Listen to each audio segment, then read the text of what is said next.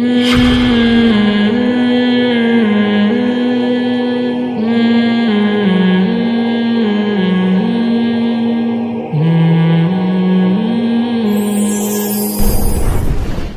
ایک اور خاندانی بات کی جو اس سے بھی زیادہ خاندانی ہے.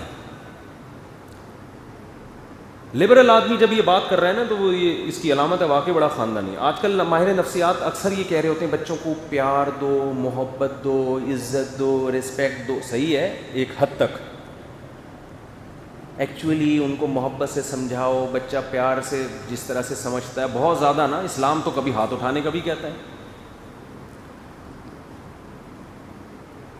تو ڈاکٹر صاحب نے کہا کہ جو بچے اس ماحول میں پلتے ہیں وہ باپ کو بوڑھا ہونے کے بعد بوجھ سمجھتے ہیں, کیونکہ ان کی ہر خواہش پوری ہوئی ہے اور وہ یہ سمجھتے ہیں کہ ماں باپ ہمارے محتاج ہیں, ہم ماں باپ کے محتاج نہیں. یہ جو محتاجی والا عنصر میں بتا رہا تھا نا, جب ماں بچے کو کھلانے کی کوشش کرے گی, یہ کھا لے تو یہ نہیں کھاتا, تو یہ کھا لے تو یہ نہیں کھاتا, اس سے گزارشیں کر رہی ہے, تو بچہ یہ سمجھتا ہے کہ روٹی میرے پیٹ میں جائے گی, پیٹ بھرے گا کس کا؟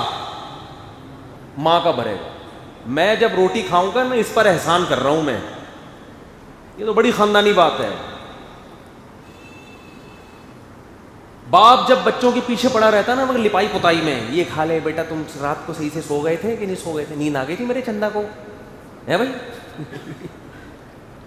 ہر چیز میں ان کو ترجیح. باپ پر بھی اولاد کو ترجیح. ماں پہلے بچوں کو کھلاتی ہے, باپ کو بعد میں پوچھتی ہے. بچے کھا لیں زیادہ فکر ہے, میرا میاں کھا لے. یہ ڈاکٹر کے الفاظ نہیں ہے تو میں پھر شرح لکھ رہا ہوں نا اس کی. ابا گئے تیل لینے. اس کا نتیجہ یہ نکلتا ہے کہ بچہ یہ سمجھتا ہے کہ یہ میرے بچے ہیں, میں ان کا بچہ نہیں ہوں. اور یہ جو ہے نا بوڑھا, میں اس کا باپ ہوں, یہ میرا باپ نہیں ہے. والدین کی ذمہ داری ہے کہ بچوں کو محبت دینے کے ساتھ یہ باور کرائیں کہ باپ یہ ہے, ماں میں ہوں, تم اولاد ہو, اولادوں کی طرح رہو. یہاں پہ نہیں آ رہی میرا حال ہے بات سمجھ میں. میرے پاس جب یورپ امریکہ سے لوگ آتے ہیں نا, سب کی بات نہیں کر رہا بھائی, جو بیان سن رہے ہیں ان کے علاوہ کی, تو جو بچہ جب باپ کے ساتھ بیٹھا ہوا ہوتا ہے تو مجھے لگ رہا ہوتا ہے یہ باپ ہے, اور یہ باپ جو ہے یہ کیا ہے, بچہ ہے. باپ کی آواز اپنی اولاد کے سامنے بہت ہلکی ہوتی ہے.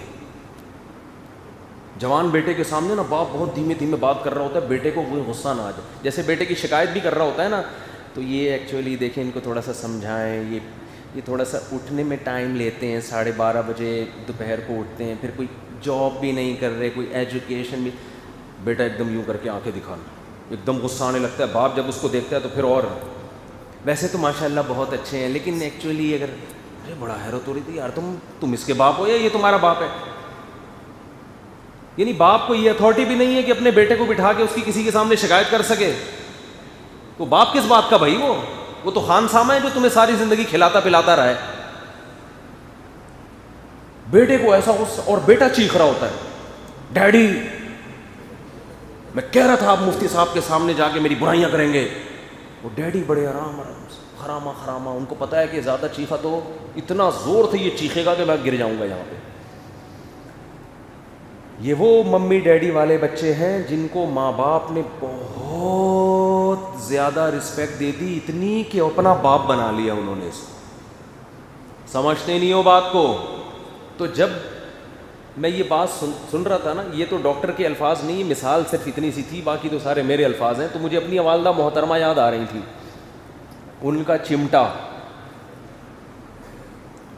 یاد آ رہا تھا. میری والدہ روٹی پکا رہی ہوتی تھی, مجھے سبزیاں نہیں اچھی لگتی, مجھے سبزی میں صرف بھنڈی اچھی لگتی ہے اب بھی, باقی سبزی اچھی نہیں لگتی شروع سے ہی.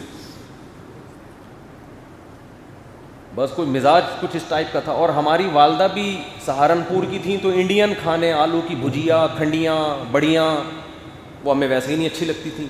کھنڈیاں اور بڑیاں. آج کیا پکا ہے, بڑیاں پکی ہیں. میں اماں کیا پکا دیا یار, بڑیاں پکا دی ہیں. اے بھائی کوئی کوفتے ہوتے, کوئی چکن کا سالن ہوتا یا بھنڈی ہوتی. اماں نے کیا, انڈیا کے روایتی کھانے بناتی تھیں, بڑیاں. تو ہمیں یاد ہے کہ قانون یہ تھا کہ جو پکے گا تیرا باپ بھی وہی کھائے گا. جو پکے گا اور والد صاحب بھی وہی کھا رہے ہوتے تھے.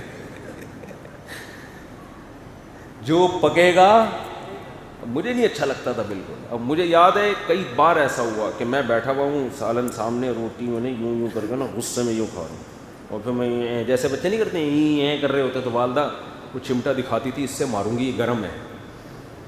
اور چھوٹا تھا بالکل ناسمجھ تھا, تو اللہ معاف فرمائے ناسمجھ مکلف نہیں ہوتا, بد دعائیں دے رہا ہوتا تھا میں. وہ تو بہت چھوٹا تھا نا, بد دعا لگتی نہیں ہے, اور اب تو ہنستے ہیں ان بد دعاؤں پہ. پتہ نہیں یہ کس طرح کی ماں مل گئی ہم کو, کس طرح کی اماں مل گئی ہے. ناشتہ ہماری والدہ کی مرضی کا ہوتا تھا, پراٹھا کھانا پڑے گا. اس کا فائدہ کیا ہوا, پیٹ اتنا مضبوط ہو گیا, اب ربڑ کے پراٹھے بھی بولو, برگر پیزے نہیں کھلائے. ویسے اس دور میں زیادہ برگر پیزوں کا رواج بھی نہیں تھا. روٹی کھائیے, روٹی, اب روٹی کے بغیر تسلی نہیں ہوتی. تو محبت ان چیزوں میں دو جس میں واقعی محبت بنتی ہے. بچہ اگر آپ کی مرضی کا نہیں کھا رہا, اپنی مرضی کا کھا رہا ہے, اس کا مطلب باپ وہ ہے, آپ کیا ہو اس گھر میں, اولاد ہو. ٹھیک ہے کبھی کبھار تو اس کی مرضی بھی ہونی چاہیے. عادت بچہ نفس پرست ہوتا ہے. اور ڈاکٹر صاحب کے الفاظ بتا رہا ہوں, بڑے خاندانی الفاظ, جتنا لمبا تو ڈاکٹر صاحب نے بیان نہیں کیا, تو 2-4 منٹ کا تھا, ہم نے اس کو کھینچ دیا ہے. کہ بچے کی طبیعت میں شکر گزاری نہیں ہوتی, ناسمجھ ہے. بچہ احسان فراموش ہوتا ہے, ناسمجھ ہے. اگر آپ نے بچوں پر احسانات کرنا شروع کر دی, اپنی ویلیو ختم کر دی, تو یہ مت سمجھیں کہ بچہ یہ سمجھے گا میرا باپ اتنا اچھا. وہ اس کی مینٹل لیول یہاں تک نہیں ہے. پھر جس دن آپ نے نہیں دیا تو وہ کہے گا میرا باپ بڑا ظالم ہے. آپ روزانہ بچے کو 100 روپے پکڑاتے ہو جیب خرچی میں, 2-4 دن تو اچھا لگے گا اس کو, اس کے بعد سمجھے گا یہ میرا حق ہے. جس دن نہیں دیے اس دن کہے گا میرا باپ ظالم ہے, مجھے میرا حق نہیں دے رہا. وہ سمجھتے ہو؟ تو میں نہیں کہہ رہا کہ سختیاں کرنا شروع کر دیں, پیٹنا شروع کر دیں. اعتدال سے, تمیز سے, عزت بھی دیں, لیکن اس کو یہ باور کرائیں کہ باپ کون ہے, میں ہوں. اور اپنی بیگم کو بھی بتا دیں کہ بیگم جب کھانا لگایا کرو تو پہلے بچوں کے باپ کو پوچھا کرو, اس کے بعد بچوں کی تربیت کے لیے, تاکہ بچوں کو یہ احساس ہو کہ پہلے والد محترم کھانا کھائیں گے, اس کے بعد آپ. ساتھ بھی بیٹھ کے اگر کھا رہے ہیں تو پہلے ابا شروع کریں گے, ابا پہلے کوفتے نکالیں گے یا کھنڈیاں یا بڑیاں نکالیں گے اپنی پلیٹ میں. اس کے بعد اگر بچوں نے پہلے شروع کر دیا تو ماں کو چاہیے بچوں کو سمجھائیں, بیٹا ابو سے پہلے نہیں کھاتے, بے ادبی ہوتی ہے. بڑوں کی کیا ہوتی ہے, بولتے کیوں نہیں, بے ادبی. اور ابا کو چاہیے کہ وہ بچوں کو کا ادب سکھائے, بیٹا امی پہلے نکالیں گی اس کے بعد آپ کھاؤ. لیکن اماں عام طور پہ بیچاری کچن میں ہوتی ہے, وہ تو کھلا رہی ہوتی ہے کہ کھا لو. اللہ نے اماں کو الگ ہی شان دی ہے. کیسی اللہ نے ماں کو بنایا یار, 20 30 سال روٹیاں پکا کے کھلاتی رہتی ہے, تھکتی نہیں ہے, کبھی 5 روپے کا مطالبہ نہیں کرتی کہ میں نے اتنے سال خدمت کی ہے. اتنا بڑا رشتہ ہے اللہ نے ماں کا بنایا ہے. اتنا آپ کو زندگی میں کسی نے پکا کے نہیں کھلایا ہوگا جتنا آپ کی ماں کھلاتی ہے. لیکن اسی ماں کے ساتھ کیا بدسلوکی کرتی ہیں بیٹیاں, تھوڑی سی اونچ نیچ ہو جائے کیسی زبان درازیاں ہوتی ہیں. تو استغنا اللہ نے انسان کی فطرت میں ایک ایسی چیز رکھی ہے کہ جب آپ میں استغنا ہوگا تو آپ کی عزت بھی ہوگی. بچوں کے سامنے بھی استغنا, بیوی کے سامنے بھی استغنا, اور بیوی استغنا برتے شوہر کے سامنے. اور یاد رکھو استغنا میں اور تکبر میں ایک باریک لائن ہے. بعض دفعہ ہوتا تکبر ہے, اس کو لوگ استغنا سے تعبیر کر رہے ہیں. بعض دفعہ ہوتا استغنا ہے, اسے لوگ تکبر سمجھ رہے ہوتے ہیں. تو یہ باریک لائن سمجھنے کی ضرورت ہے. استغنا ہمیشہ اپنے چھوٹوں سے ہوتا ہے, اپنے اوپر والے لوگوں سے نہیں ہوتا. اور تکبر اوپر والے لوگوں سے ہوتا ہے, ماتحتوں سے نہیں ہوتا. کیا مطلب؟ آپ کے باپ نے آپ کو کچھ پیسے دیے کہ یہ لے بیٹا جیب خرچی کے لے لے, کیا یاد کرے گا, چل تیری شادی میں کرا رہا ہوں. آپ نے استغنا دکھایا, ابا آپ یہ رکھیں, مجھے کسی کے پیسوں کی ضرورت, میں الحمدللہ اپنے پاؤں پہ کھڑا ہوں. تو یہ تکبر ہے, یہ استغنا بولو نہیں. تو تیرا باپ ہے بھائی, وہ تجھے دے رہا ہے, ابا بڑی مہربانی, ہم تو ساری زندگی آپ کا کھایا ہے ہم نے, اب بھی آپ کا کھائیں گے ہم.